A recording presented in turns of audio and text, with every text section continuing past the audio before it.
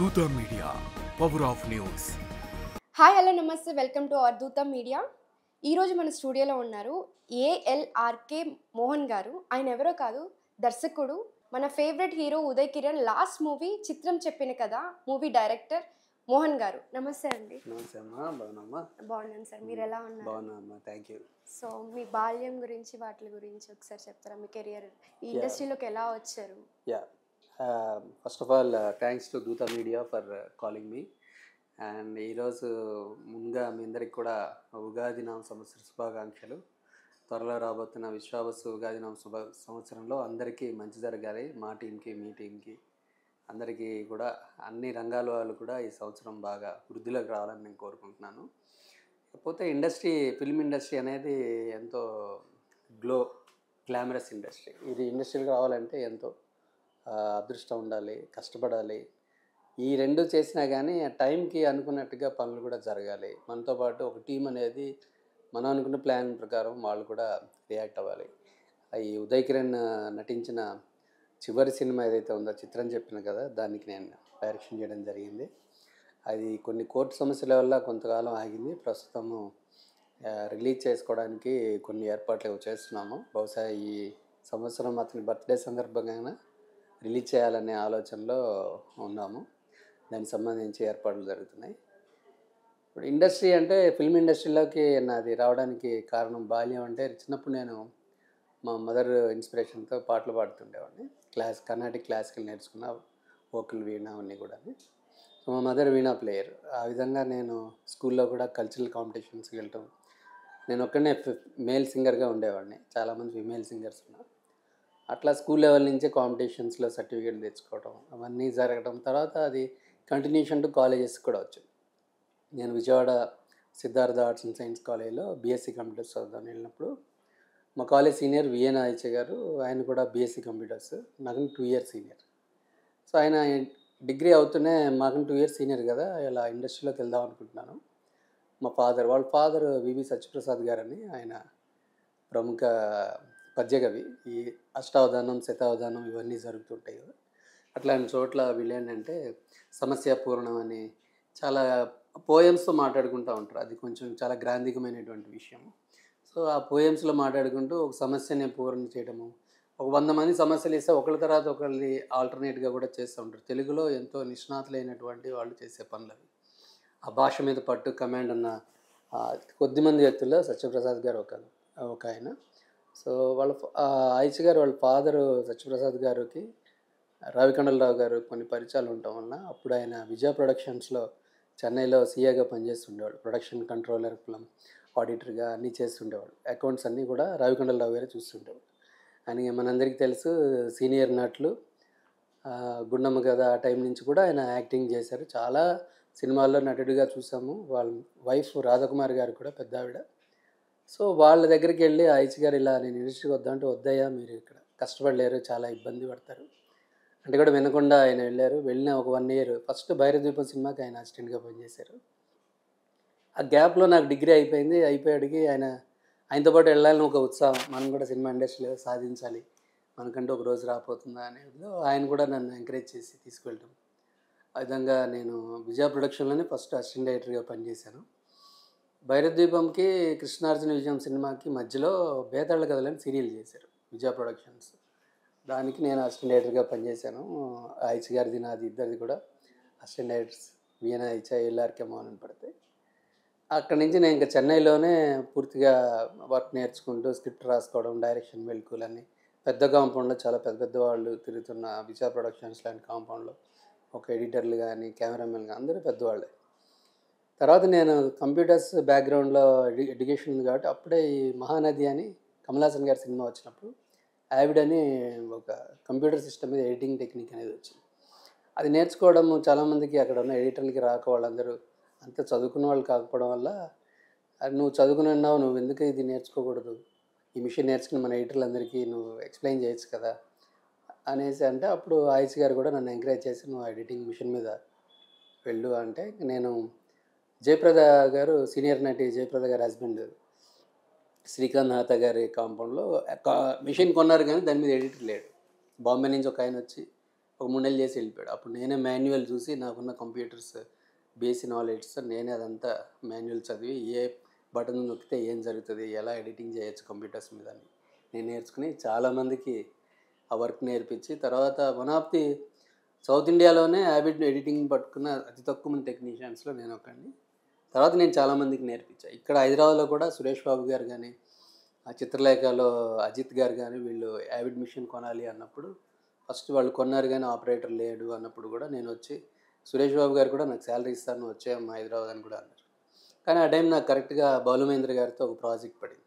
బాలుమహేంద్ర గారు senior most director, సతీలీలావతి కమలాసంతో cinema తీశారు ఆయన. సో ఆయన ఏమన్నారంటే నేను ఇప్పుడు సన్ టీవీ కంటిన్యూస్గా ఒక టెలిఫిలిం లాగా చేస్తున్నాను, అది నువ్వు నా కంప్యూటర్స్ మీద నేర్చుకోవాలి, యాబిడ్ మీద నేను చేయాలనుకుంటున్నాను, నాకు నేర్పించదు ఎలా చేయాలో. మీరెంత సీనియర్ డైరెక్టర్, కెమెరామ్యాన్, ఎడిటర్ 3 చేశారు ఆయన. సో అంత పెద్ద టెక్నీషియన్ దగ్గర పనిచేయడం అవకాశం రావడమే గొప్ప విషయం. సార్ మీ దగ్గర 1 ఇయర్ కాదు ఎన్ని సంవత్సరాలైనా పనిచేస్తాను నేను అని చెప్పి ఇక్కడున్న ఆఫర్ కూడా వదులుకుని నేను బాలుమహేంద్ర గారి దగ్గర పనిచేస్తూ కంటిన్యూస్గా టెలిఫిలిం చేస్తాం, అది సక్సెస్ అయింది. సన్ టీవీ వాళ్ళు అప్పుడు ఏం చేశారంటే ఆయనకి కథే నేరం అని షార్ట్ స్టోరీస్ ఒకటి ఇచ్చారు. ఎవ్రీ వీక్ ఒక స్టోరీ మీద బాలుమహేంద్ర గారు ఉమెన్ ప్రాబ్లమ్స్ కానీ చైల్డ్ ప్రాబ్లమ్స్ వాటి మీద మంచి మోటివేషనల్ స్టోరీస్ లాగా చేశారు. అప్పుడే కొత్తగా సింగపూర్లో ఈ సన్ టీవీ అనేది టెలికాస్ట్ అవుతున్నప్పుడు ఈ కథే నేరం అక్కడ టెలికాస్ట్ అవడం, వాటి మీద మంచి అప్లాస్ తమిళ ఇండస్ట్రీలో కూడా రావటం చూసి ఇంకా అక్కడ సింగపూర్ నుంచి నన్ను టెక్నీషియన్గా నువ్వు బాలుమహేంద్ర గారి స్కూల్లో పనిచేసావు కాబట్టి అక్కడికి వస్తే బాగుంటుంది, మేము కూడా ఒక షార్ట్ స్టోరీస్ చేద్దామని బై ఇన్విటేషన్ వాళ్ళు పిలిచారు. పిలిస్తే నాకు వెళ్ళడం ఇష్టం లేదు. చెప్పాలంటే ఆయిష్ గారు ఇక్కడ వచ్చారు, హైదరాబాద్లో ఉన్నారు, మన ఫ్రెండ్స్ అంతా ఇక్కడ ఉన్నారు. నేను చెన్నైలో మంచి సర్కిల్ అప్పటికే ఫామ్ అయింది, మంచి పేరు వచ్చింది. మోహన్ చేస్తే ఏ పనైనా నీట్గా చేస్తాడు, అతనికి డైరెక్షన్ తెలుసు, ఎడిటింగ్ తెలుసు అని చాలామంది వచ్చి చేసుకునేవాళ్ళు. ఈ పోలీస్ స్టోరీ ఈ సాయి కుమార్ గారు యాక్ట్ చేసి పెద్ద హిట్ అయిన సినిమా, దాని ట్రైలర్స్ కూడా నేనే చేశాను. హుసేరాంలో మా ట్రైలర్స్ కూడా నేనే చేశాను యావిడ్ మిషన్ మీద, విజయశాంతి గారి సినిమా. అలా ఎన్నో సినిమాలు, మోహన్ బాబు గారిది వీడియోడండి బాబు అని, అంటే వన్ ఆఫ్ ది మంచి పేరు వచ్చింది అప్పుడు. మోహన్ అంటే మంచి టెక్నీషియన్ అనే పేరు చెన్నైలో. ఇవన్నీ వదులుకొని నేను సింగపూర్ ఎందుకు వెళ్ళాలి అనే ఆలోచనలో వద్దనుకున్నా, ఇక్కడికే వచ్చేద్దాం, సురేష్ బాబు గారి దగ్గర ఉంటే ఆయుష్ గారి దగ్గరలో ఉంటాం, తెలుగు ఇండస్ట్రీకి వచ్చేయాలనే ఆలోచనలో ఉంటే అప్పుడు ఆయుష్ గారు ఏం చెప్పారంటే, నువ్వు లేదు మోహన్, నువ్వు ఒకళ్ళన్నా మన వాళ్ళు ఫారిన్లో ఉంటే అది ప్లస్ అవుతుంది, అవుట్ ఆఫ్ కంట్రీలో నీకు ఎక్స్పోజర్ సెపరేట్ ఉంటుంది, నువ్వు why don't you take chance అనేసి ఆయన ఎంకరేజ్ చేశారు. సో నేను సింగపూర్ వెళ్ళి అక్కడ జాయిన్ అయ్యాను.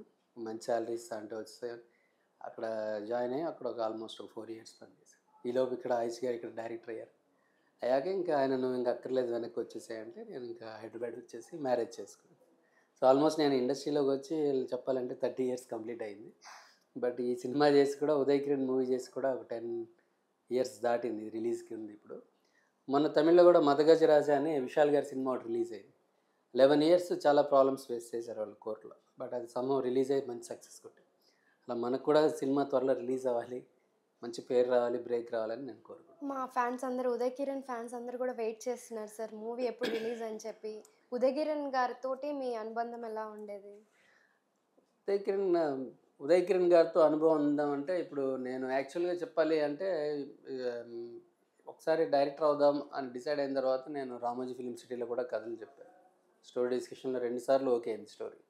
ఓకే అయ్యి వాళ్ళు ఎనీ టైం ఇంకా మనం బడ్జెట్ ఇద్దాం, షూట్కి వెళ్దాం అనే మూమెంట్లో ఎందుకు అవి డ్రాప్ అయ్యి వేరే వాళ్ళకి ఇచ్చారు.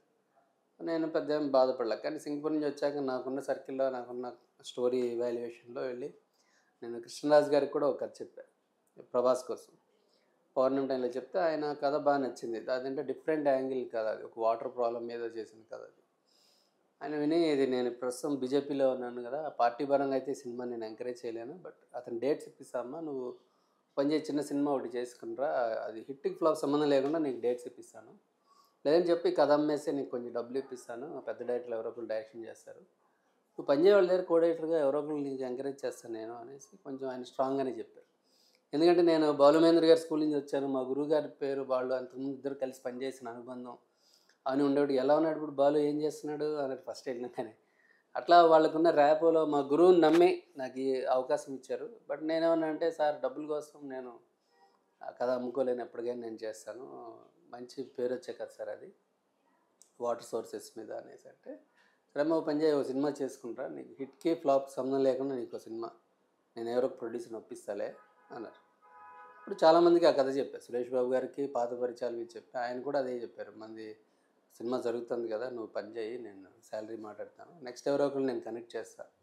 అంటే నేను ఎవరో ఒకరి దగ్గర పని చేయడానికి రాలేదు కదా సార్, బ్రేక్ కోసం చూస్తున్నా అన్నట్టుగా నేను అలా తిరిగి అన్ని కాంపౌండ్లు తిరుగుతూ ఉంటే అప్పుడు ఉదయ్ కిరణ్ గారు కూడా one of the budding hero చెప్పాలంటే, మళ్ళీ బ్రేక్ కోసం ఎదురు చూస్తూ మంచి కథకు దొరికితే బాగుంటుంది అనే వర్షన్లో ఉన్నారు.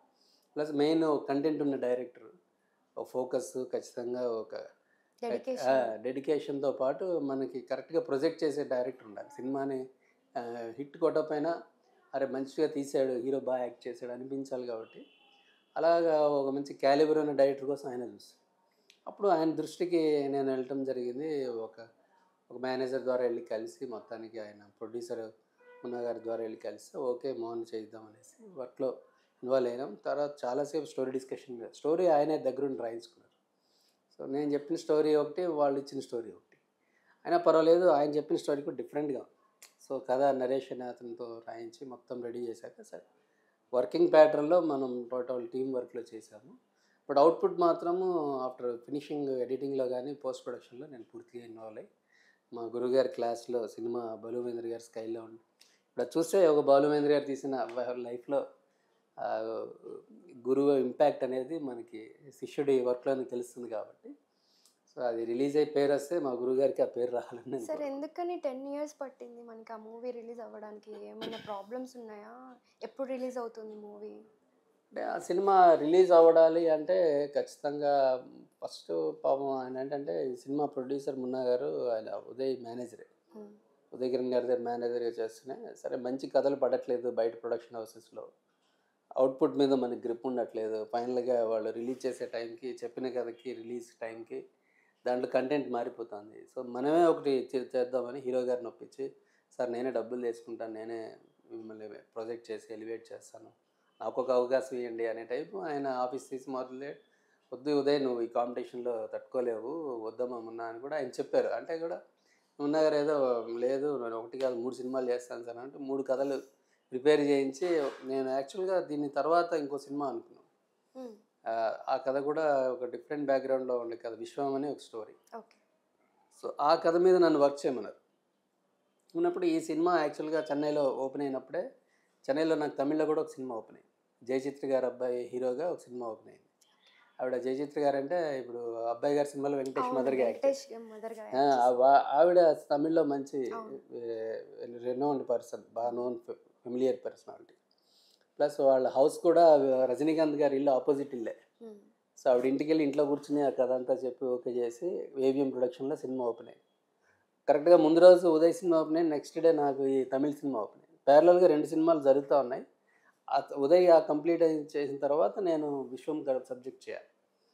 కానీ మధ్యలోనే అది ఓపెనింగ్ అయిన 2-3 రోజులకి అది కొంచెం క్లాషెస్ ఏవో వచ్చి ఆ సబ్జెక్ట్ పక్కన పెట్టి, నాకు ఇక్కడ ఆల్రెడీ ఈ జయచిత్ర గారి అబ్బాయి సినిమాతో ఒక షెడ్యూల్ షూటింగ్ జరుగుతుంటే మళ్ళీ నాకు కాల్ వచ్చింది, అది కంప్లీట్ చేసుకుని వస్తే నువ్వు ఈ సినిమా కూడా నువ్వే టేకప్ చేయాలి, మరి నీట్గా రావట్లేదు అంటే, అప్పుడు నేను సరే 2 ఇట్లా ఏది ఫస్ట్ రిలీజ్ అవుద్దా అని నేను అప్పుడు దేవుడిని మొక్కుకునేవాడిని.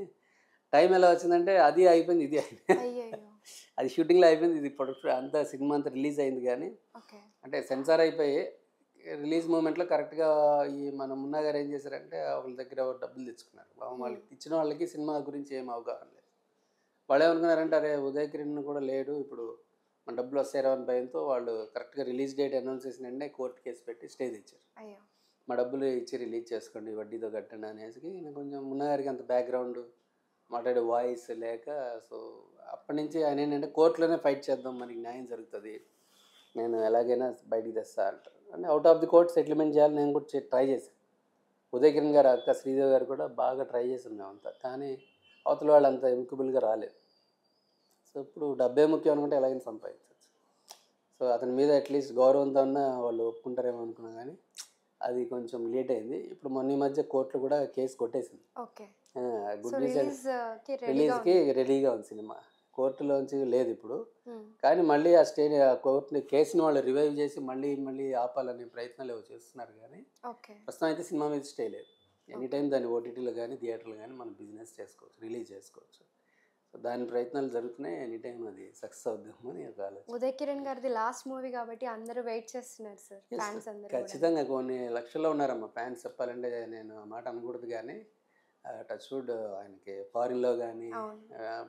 చాలా చోట్ల లేడీస్ డాక్టర్లు కానీ సింగిల్ ఉమెన్ కానీ ఎంతమంది ఫ్యాన్స్ ఉన్నారంటే కోకొల్లలు. ఈ ఫేస్బుక్ నా పేజ్ ఓపెన్ చేసి రోజు ఎవరో ఒకరు అడుగుతూనే ఉంటారు. అవును. ఇప్పటికీ వాళ్ళని పర్సనల్గా కలిసి మాట్లాడి ఫ్యాన్స్ ఎంతో ఇంటరాక్షన్ చేసి ఫస్ట్లో బాగా గొడవ చేద్దాం అనుకున్నారు వాళ్ళు. మేము ఫిలిమినర్లో ధర్నా చేస్తాము, రాస్తారోగా చేస్తాం అంటే అలాంటివి ఏం చేయొద్దు మీరు. అది వస్తుంది నెమ్మదిగా, టైం కంగారు పడద్దు. మనం ఏదో అనవసరం గొడవ దిగినట్టు ఉండద్దు. ఇంకొకరి లైఫ్ని మనం డిస్టర్బ్ చేయాలి. ఎందుకంటే ఒక గంట సేపు ట్రాఫిక్ ఆగినా వాళ్ళు ఏదో ముఖ్యమైన పనుల మీద వెళ్ళేవాళ్ళు ఉంటారు, అవును. లేదా హెల్త్ ఇష్యూస్లో హాస్పిటల్కి వెళ్ళేవాళ్ళు. మనం ఏ అంబులెన్స్ ఆపి వాళ్ళు కుటుంబాన్ని మనం నష్టపరచొద్దు. Entertainment will always be there.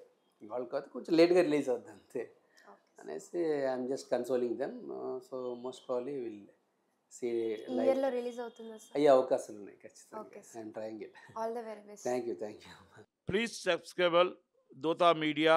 Dootha మీడియాని అందరూ కూడా సబ్స్క్రైబ్ చేయండి, అందరూ చూడండి, దాంట్లో కామెంట్స్ చేయండి. For more updates, please subscribe Dota Media.